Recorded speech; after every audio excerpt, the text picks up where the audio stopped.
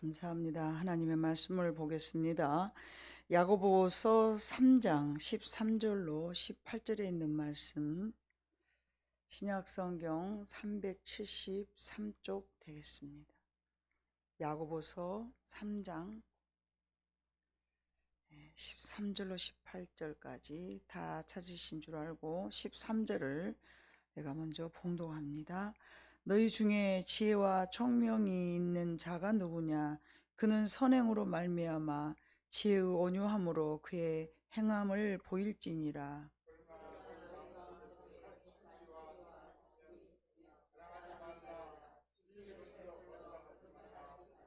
이러한 지혜는 위로부터 내려온 것이 아니요 땅 위의 것이요 정욕의 것이요 귀신의 것이니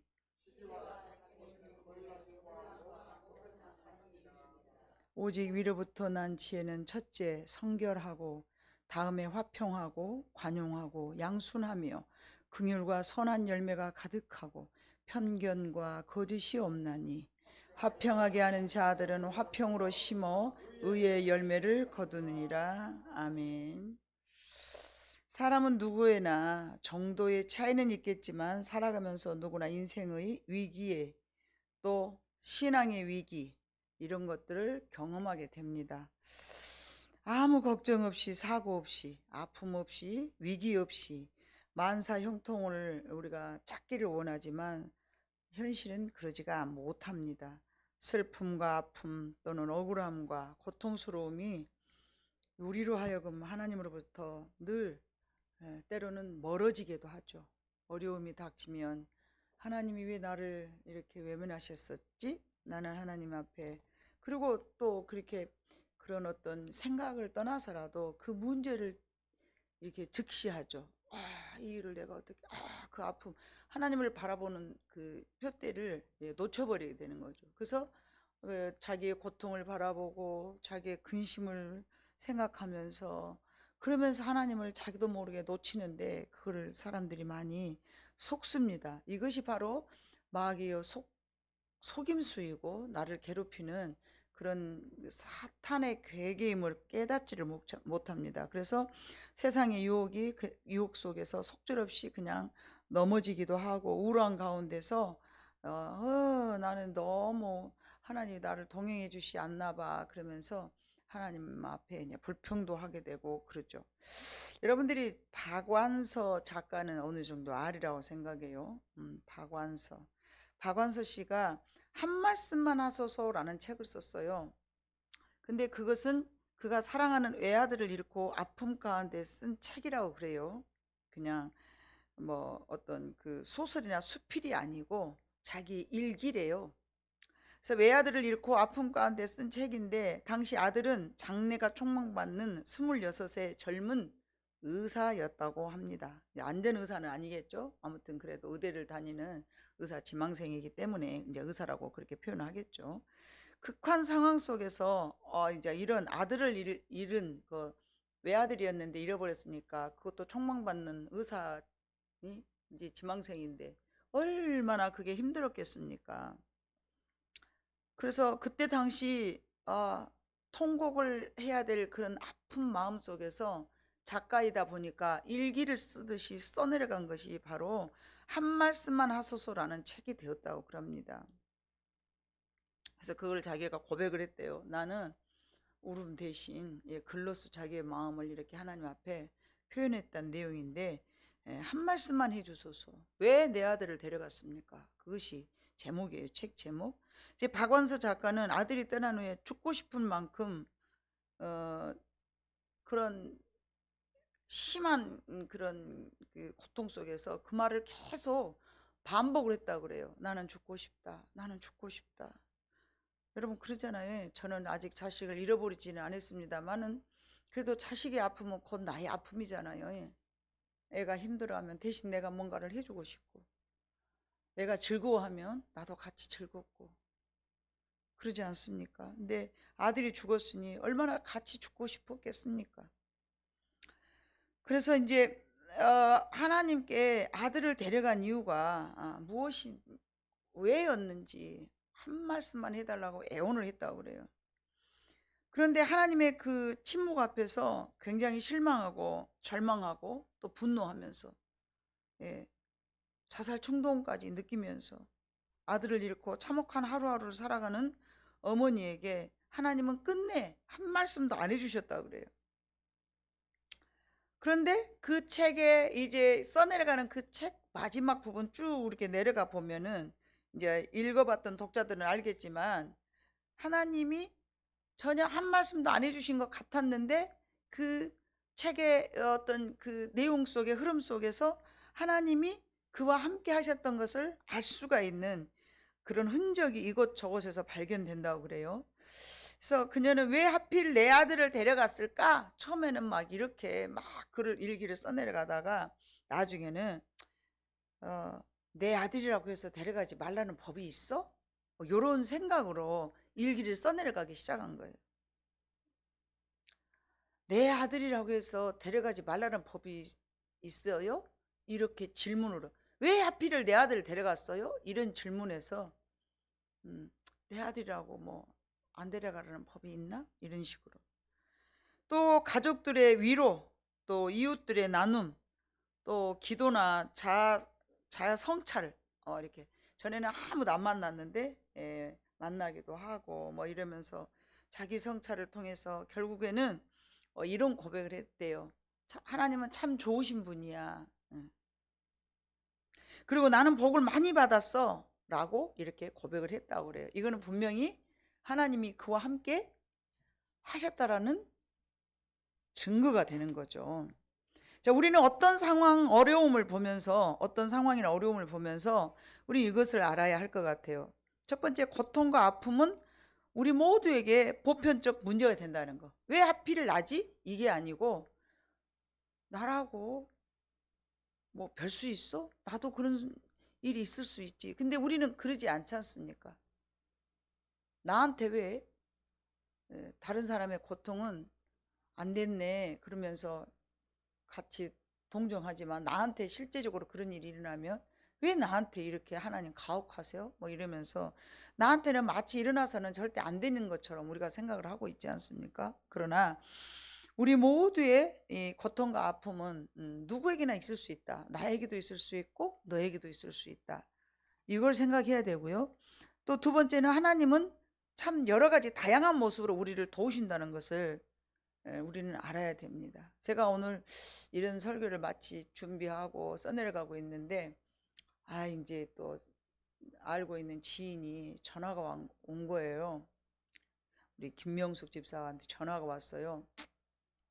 목사님, 그래서 제가 이제 여러분들한테 다 말씀은 안 드렸는데, 그 선교 헌금이 남편이 시계를 사라고 준 돈인데, 그냥 에이, 나는 하나님 앞에 이 시계 반짝반짝 하는 시계 차고 다니면 못하겠어.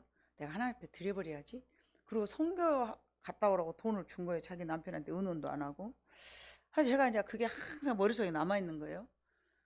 하나님 기도를 했어요. 하나님 선교원금 내고 은원도 안 했는데 불화가 일어나지 않았으면 좋겠습니다. 하나님 그 가정에 어떤 복을 주시려고 그렇게 귀한 헌금을 마음을 열고 하나님 앞에 선교원금을 하게 하셨습니까? 하나님 그 가정에 좋은 일이 있게 해주세요. 그의 제목, 기도의 제목을 제가 다 알잖아요. 이런 일이 있고 저런 일이 있고, 그러면서 내심 기대를 했죠. 아마 이 가정에 분명히 좋은 일이 있으려나 보다. 하나님, 여러분 생각하세요. 제가 물질을 강조 안 합니다. 그러나 그 물질이라는 것이 우리의 마음이라는 것은 너무나 잘 알고 있습니다.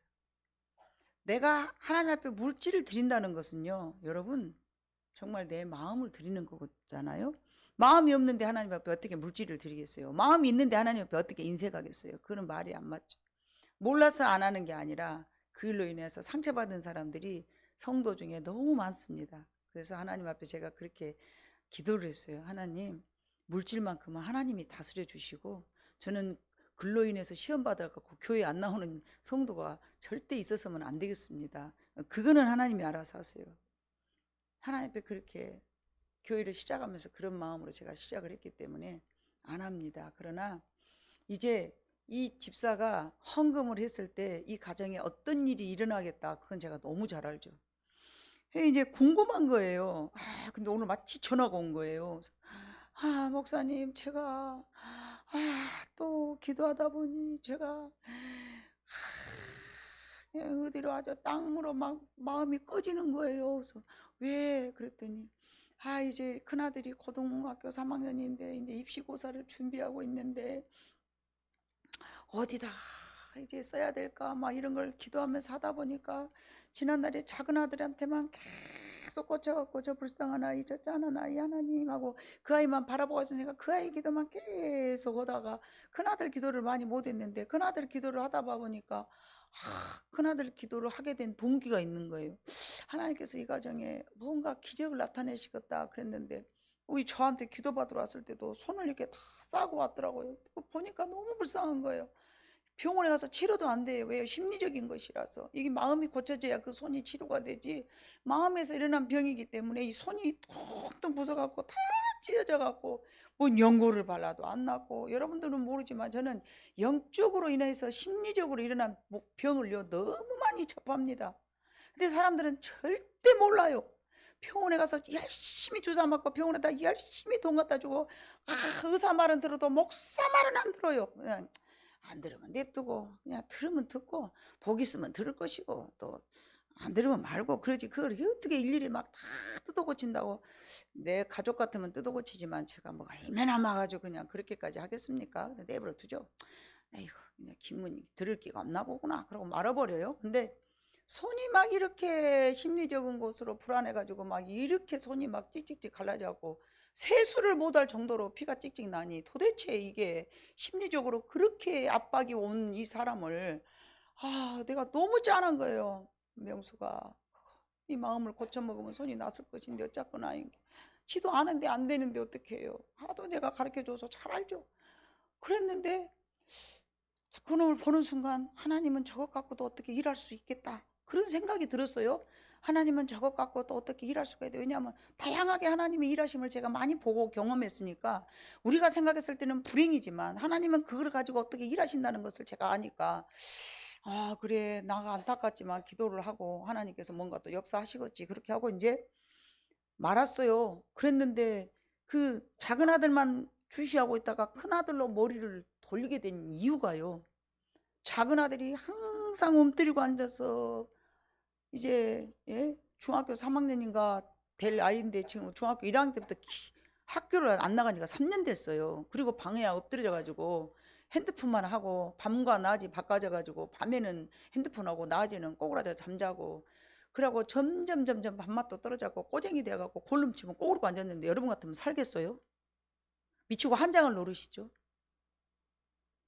얼마나 그놈을 놔두고 기도를 했겠어요. 그럴 때마다 이것은 이것이다 한다 저것은 저것이다 한다. 근데 그것을 가르쳐는 주지만은 그것을 본인이 뛰어넘지를 못하니까 그거는 그 성도의 몫이잖아요. 제가 그것을 대신 해줄 수는 없잖아요. 근데 그 방법과 길은 아니까 열심히 기도를 하는데 하나님께서 역사를 하셔가지고 성교 헌금을 크게 받으셨는가 하나님의 감동이 되셨는가 갑자기 이 아이가 엄마 이제는 내가 밥할게 그러면서 찢어진 엄마 손을 엄마 그러니까 손이 안 났잖아 막 하면서 장갑 끼고 일하면 돼 그냥. 아니라니까 내 말 좀 들으라니까 그러면서 꼬그라졌던 아이가 엄마 밥을 해주기 시작했대요. 벌써 여러분 조짐이 좀 들리잖아요 여러분 그죠?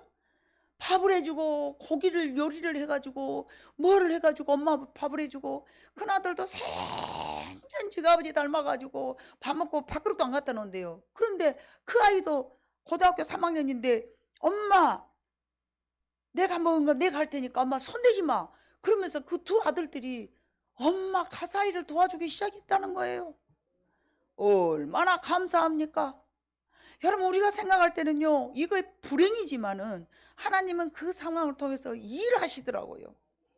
근데 우리는 습관처럼 큰일 났다 이건 큰일이야. 여러분 이 사상이 완전히 바꿔지지 않는 이상은요 영혼이 자기의 모습으로 사는 거예요. 항상 그 모습으로 사는 거예요. 가지고 이 가정에 변화가 오기 시작한 거예요.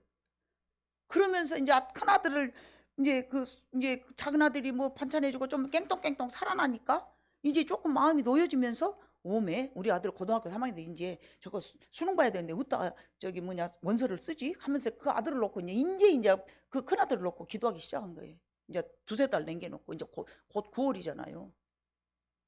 그 전에는 맨날 작은 아들만 쳐다보다가 얘가 일어나서 밥도 하고 밥도 맛있게 엄마랑 같이 먹고 설거지도 하고 집안일 청소도 해주고 그러니까 이제 살 것 같잖아요. 그러니까 이제 큰 아들을 놓고 기도를 하다 보니까 자기가 얘한테 너무 무관심으로 살았다라는 것이 느껴지면서 어디 쥐구멍을 어디 굴 속으로 들어가고 싶더래요.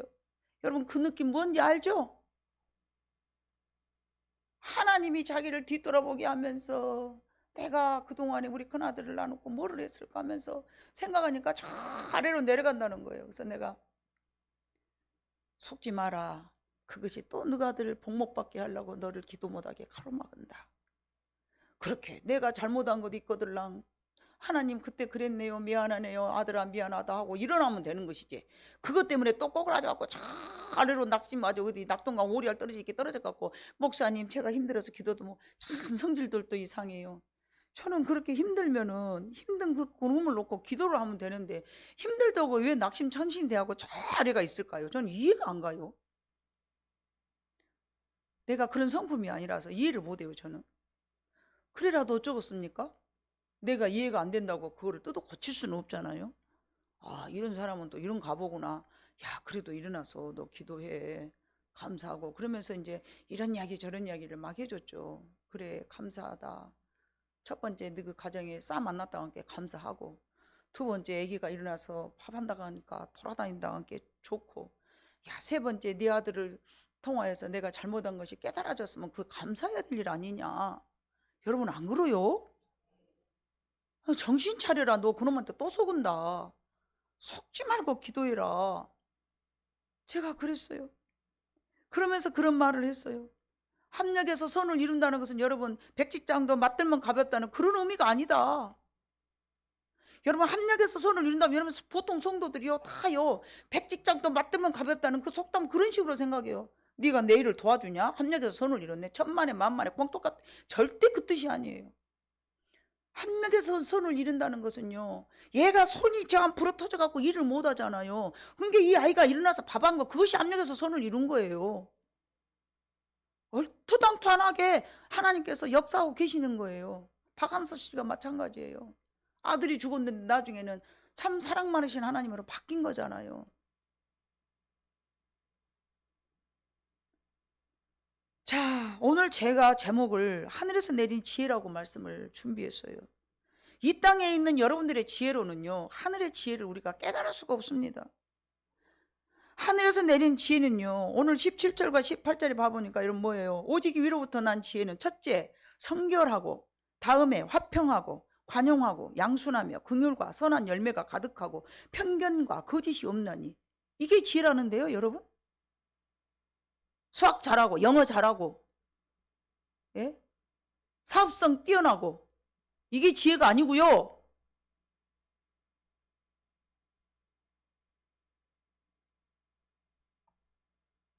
성결하고 화평하고 관용하고 양순하고 긍휼하고 선한 열매. 이게 뭐예요?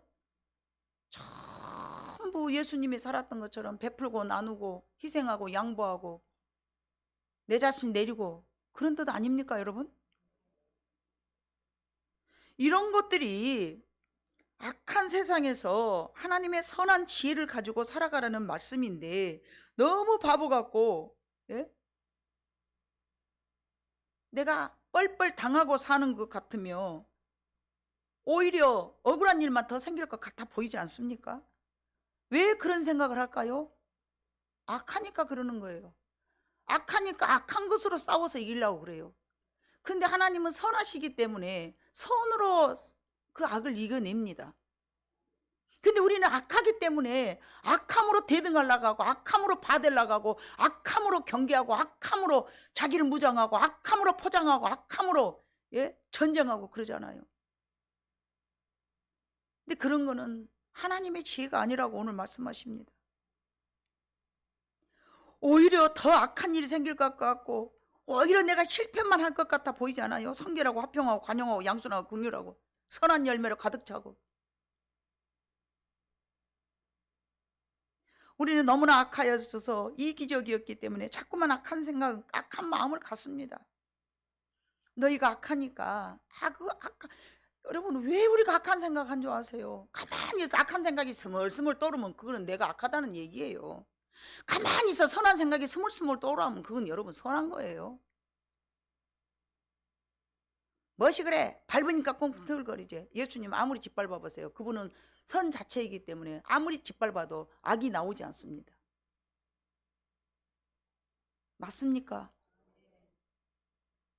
십자가에서 매달아서 피 한 방울 안 남겨놓고 가시로 채찍질하고 죽였어도요, 그분 앞에서는 악을 찾아볼 수가 없었습니다. 왜요? 선이기 때문에요. 근데 우리는 그러지 않지 않습니까? 그래서 세상에서 당하고 사는 거예요. 악한 생각 때문에 내가 악하게 되고, 악하게 생각. 여러분 아세요? 우리의 기도 시작은 생각이라는 거? 여러분들한테 여러 번 설교했어요. 기도의 시간은 생각부터 기회예요. 생각을 부정적으로 해놓고 기도는 주의할랄랄. 하나님도 어지러워서 기도 응답을 못 해줘. 여러분 복잡하니까 양달래 걸리고 앉았으니까. 야고보서 있잖아요. 여러분 2장이 있을까요? 1장이 있을까요? 너희가 기도를 해도 예? 기도 응답이 없는 것은 어떤 것이라고 그랬어요? 바람에 밀려 요동하는 풀과 같아서 두 마음을 품고 정함이 없는 자기 때문에 이래야 될까 저래야 될까 차라리 돌아설까 막 이러고 있는 기도가 정리가 안 되니까 하나님 응답을 못 해주는. 여러분 생각이 기도라는 것을 분명히 아시기 바랍니다. 생각부터 바꿔야 돼요. 여러분 생각부터 바꾸지 않으면 절대 참된 그리스도인이 될 수 없습니다. 하나님은 정말 하나님이 주시는 위에서 내려온 그 지혜라고 오늘 본문의 말씀을 그러셨는데, 여러분 4장 1절로 4절 봐봐요. 야고보서 4장 1절로 4절 시작. 너희 중에 싸움이 어디로부터 다툼이 어디로부터 나느냐? 너희 지체 중에 싸우는 정욕으로부터 나는 거 아니냐? 너희는 욕심을 내어도 얻지 못하며 살인하여 시기하여 능히 취하지 못하므로 다투고 싸우는도다. 너희가 얻지 못하면 구하지 아니하기 때문이요 구하여도 받지 못하면 정욕으로 쓰려고 잘못 구하기 때문이라. 가늠한 여인들아, 세상과 벗된 것 같이 하나님과 원수됨을 알지 못하느냐? 그런즉 누구든지 세상과 벗이 되고자 하는 자는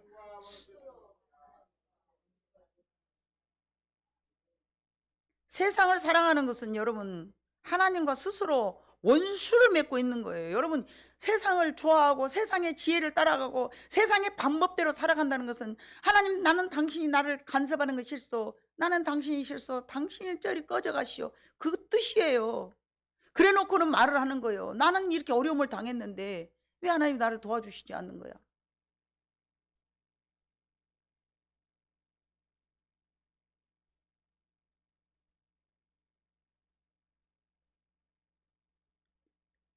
그러면서 야고보서 5장 11절에 말해서 또다시 욥을 말씀하십니다. 보라 인내하는 자를 우리가 복되다 하나니. 너희가 욥의 인내를 들었고 주께서 주신 결말을 보았거니와 주는 가장 자비하시고 긍휼히 여기시는 이시니라. 욥의 인내를 보면서 욥의 고통을 보면서 참고 있는 그 모습을 보면서 그거는 복되다고.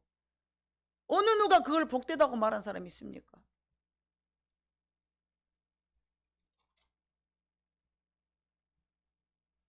하나님은 우리에게 예수 그리스도를 모든 삶의 모델로 이 땅에 보내주시면서 너희도 이렇게 살아야 된다.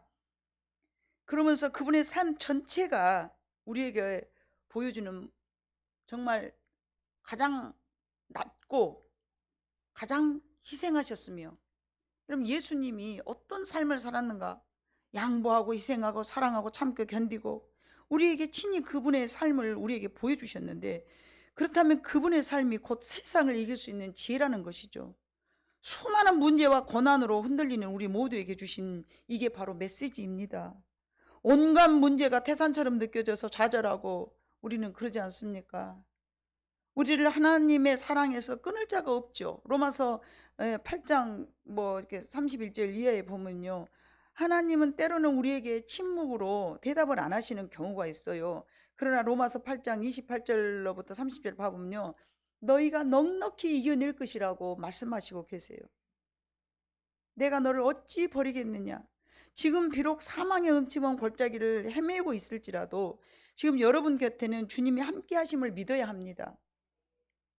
다니엘이 굴의 사자굴 속에 들어갔어도 그가 하나님과 함께 하셨고요. 요셉이 옥살이하고 억울한 누명을 쓰고 형들에게 팔려갔지만 그가 하나님과 함께 하였지 않습니까?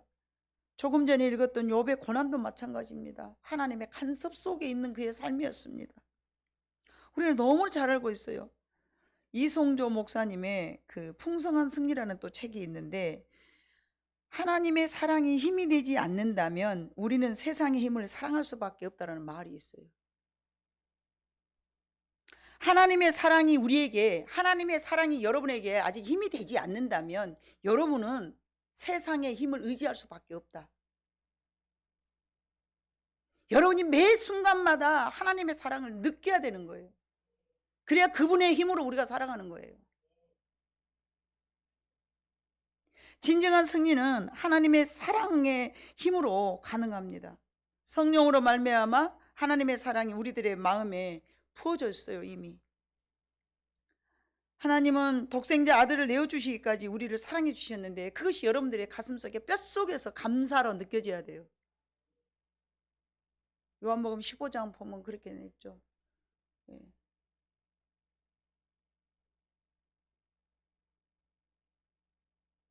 얼마나 사도 요한은 사랑에 대해서 많이 말씀을 썼는지 몰라요. 굉장히 사도 요한은 제가 사랑에 대해서 사랑을 많이 소유한 사람이든지 아니면 하나님의 사랑을 깊이 깨달은 자든지 둘 중에 하나인 것 같아요. 요한 1, 2, 3서도 요한 사도가 기록했고요. 요한복음도 그랬잖아요. 근데 그 보면 계속 예수 그리스도의 사랑에 대해서 이야기하고 있어요. 우리는 성령을 통해서 그 사랑을 선물로 받은 줄로 믿습니다. 우리는 그 힘으로 살아가는 존재들이어야 됩니다. 우리의 힘으로 욕심을 따라 살아가는 것이 아니라 주님의 사랑을 따라서 우리는 살아가는 거예요. 별 볼 일 없이 우리가 약해 보이고 참 양순하고 긍휼과 선함으로 화평이나 하고 관용이나 베풀면서 시기와 다툼이 있는 곳에는 아유 여기는 내가 설 곳이 아니네. 시기와 질투와 막 혼란과 정욕이 막 득실득실한 데는 아우 내가 여기 있는 게 불편해. 여러분 불편하지 않아요? 세상에 너무 악한 데 가서 있으면 여러분 불편해진 그것이 여러분 살아있다는 증거고 그리스도인이라는 증거입니다. 근데 세상에 내다 놔도 여전히 똑같다면요 그거는 그리스도인이라고 말할 수 없는 거예요. 우리의 하나님과 우리의 사랑은 결코 누구도 끊을 수가 없습니다. 예. 끊을 수가 없어요.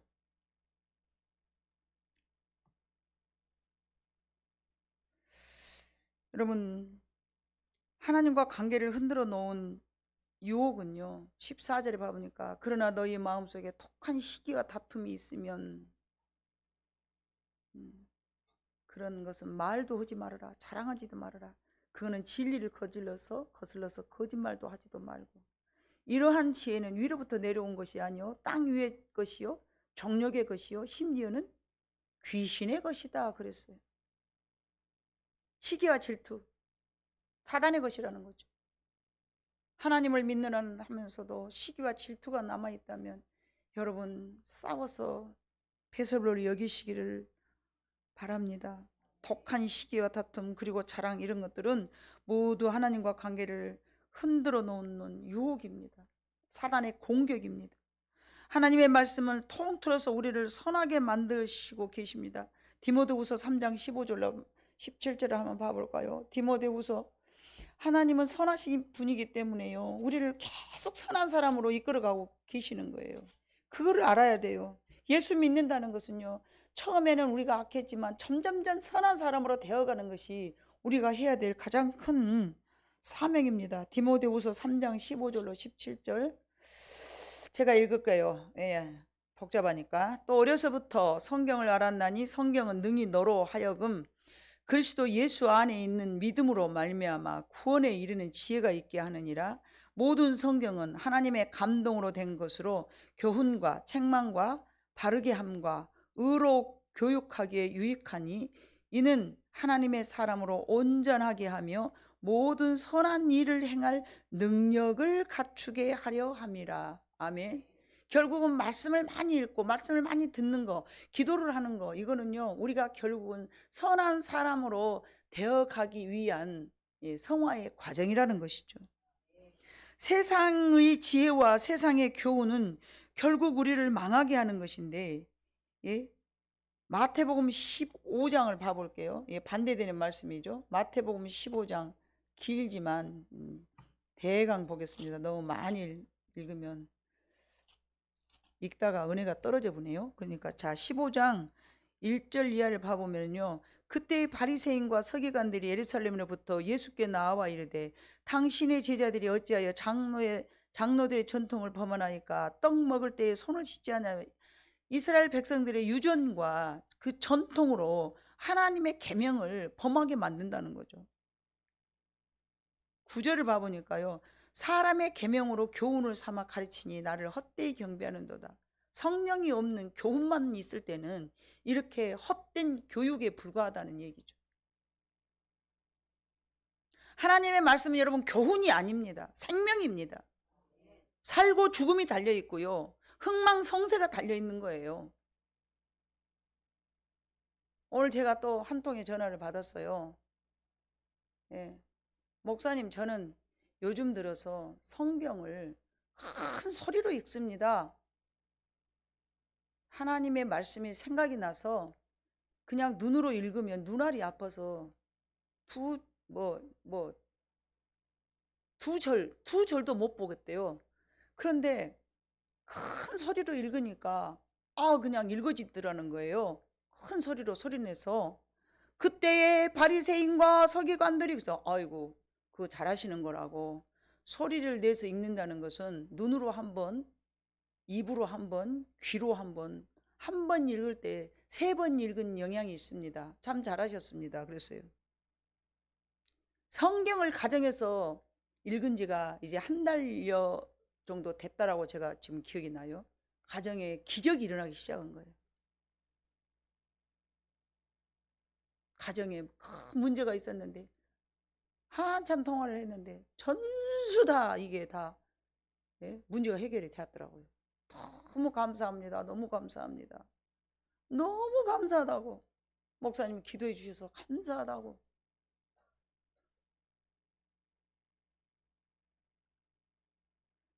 참, 이 성경은요, 여러분, 지식이 아닙니다. 생명입니다. 그리고 복입니다. 성경을 읽다가 그 가정에 복이, 원수 맺었던 아들하고 화평하게 되고, 전화가 두절됐던 아들하고 만나고, 밥 먹고, 가정이 막 회복이 일어나 버린 거예요. 그래도 여러분 성경을 안 읽으실 수가 없잖아요. 성경은 그래서 하나님의 말씀이기 때문에 사사로이 풀 수가 없고 오직 성령이 임해야 그 뜻이 헤아려지는 거예요. 이거는 성령에 의하여서 감동된 기록된 책이기 때문에 성령이 임할 때에 여러분 성경이 풀어지는 것입니다. 오늘 말씀은요, 하나님의 능력이 아니면 이게 잘 이해되지 않는 말씀이죠. 오늘 우리가 본문 삼은 이 말씀이요. 하나님의 가르침이 아니면요, 어떻게 이렇게 바보같이 살아가면서 이것이 능력이라고 이것이 지혜라고 말하는가. 우리가 알고 있는 지혜는 그런 지혜가 아니잖아요. 남들보다 약삭 빨라야 되고요, 계산 잘해야 되고요, 말 잘해야 되고요, 공부 잘해야 되고요, 장사 잘해야 되고요. 이게 우리는 지혜라고 생각하잖아요. 근데 하나님의 지혜는 그것이 아니라고 분명히 말씀하셨습니다. 세상은 악한데 악으로 악을 대응하지 말고 그저 하나님을 믿고 손으로 감당하고 이겨내고 네 자신을 낮추면서 살아가라고 하나님께서는 수없이 우리에게 말씀하고 계시지 않았습니까? 이것이 바로 하나님이 주신 하늘의 지혜인 줄로 믿습니다. 여러분, 정말로 우리 모두가 하나님께서 주신 그런 지혜로 말미암아 승리하시는 저 여러분 되시기를 우리 하나님이 원하고 계실 줄로 믿습니다. 네. 예를 들어서 이게 무슨 뜻인지 모르겠다면 그냥 몰라도 순종만 하시기 바랍니다. 그 뜻을 헤아리려 하지 말고요. 그냥 옛날에 우리들은요, 목사님이 말씀하시면 그 뜻을 헤아려서 이해해서 순종한 것이 아니라요. 그게 주의 종의 말이니까 순종한 거예요. 그냥 부모 말을 어떻게 우리가 이해합니까? 부모의 말씀을 우리가 이해하기 어렵죠. 그 나이 대봐서야 알지 어린 우리가 부모가 무슨 말을 하면 그 뜻이 이해가 갑니까? 이해가 안 되니까 왜 이런 걸 나보다 하라고 막 그러잖아요. 그러나 부모의 나이가 되어보니 이제 이해가 되는 것을 이해가 안 된다고 순종을 안 하고 살았으면 여러분 뭐가 되겠습니까? 근데 요즘 사람들은 안 그래요. 자기들이 이해를 안 하면 그냥 불순종해. 왜 내가 그 엄마 말을 들었냐? 왜 내가 아버지 말을 들어야 되느냐? 이상한 세상에 순종이라는 미덕이 사라져 가고 있어요.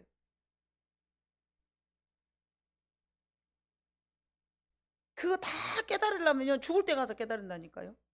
그럼 이미 이 세상 한 번밖에 없는데 두 번 다시 태어나갖고 내가 또 한 번 살 수 있는 기회가 있다면 모르지만 한 번밖에 없는 인생 70살 80살 돼갖고 그때서 깨달으면 뭐 여러분 너무 늦었지 않습니까? 설령 지혜 어떤 무슨 말인지 모르겠지만 그러나 이것이 하나님의 지혜라고 그러니 우리는 오늘 주신 말씀처럼 정말로 주님이 우리에게 말씀하신 것처럼 성결하고 화평하고 관용하고 양순하고 긍휼하고 선한 열매로 가득하며 편벽과 거짓이 없는 이게 하나님의 지혜를 우리가 가질 수 있는 방법이구나. 그렇게 그 말씀에 그냥 순종하면서 하나님의 지혜로 이 땅을 지혜롭게 살아가시는 여러분 모두가 되시기를 주님의 이름으로 축복합니다. 기도하겠습니다. 사랑 많으신 아버지 하나님, 우리가 하나님의 뜻을 어찌 다 깨달았겠습니까?